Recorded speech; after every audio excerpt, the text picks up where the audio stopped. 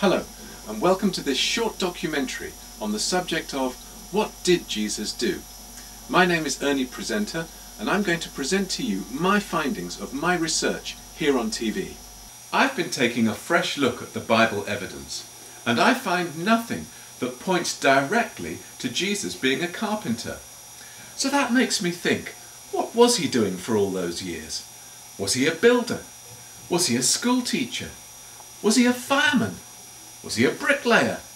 In fact, the only flyaway comment in the whole Bible comes from Matthew's Gospel, where Matthew records that some of Jesus' contemporaries said of him, "Is this not the carpenter?" No, he wasn't. In fact, that is the only comment on Jesus' profession in the entire Bible, Old and New Testament. Let's see what Jonathan Stites thinks. He's a friend of mine and likely to back me up on TV. Now, new records show that around the time we know as AD 30, a fascination with magic broke out in Jerusalem. Now, the institutions that emerged were most likely wiped out in the destruction of Jerusalem in AD 70, so no records or real evidence now exists. But this is what we think actually happened. An investigation has been launched to research whether Jesus was a member of this movement, because a lot of the miracles Jesus did were really very similar to those taught and practiced by the Institute of Magic in first century Palestine.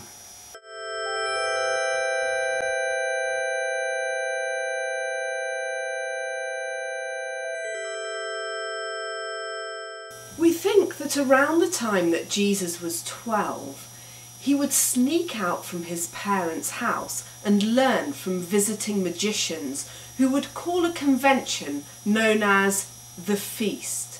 Theories have been gathering that Jesus learned the principles of this magic from the Institute and developed his own practice, becoming the greatest magician of his day. Some classic examples of the miraculous illusions that Jesus performed were taking money from inside a fish, walking on water, healing the blind using mud from the ground, and even curing severe psychological disorders by some kind of on-the-spot hypnosis.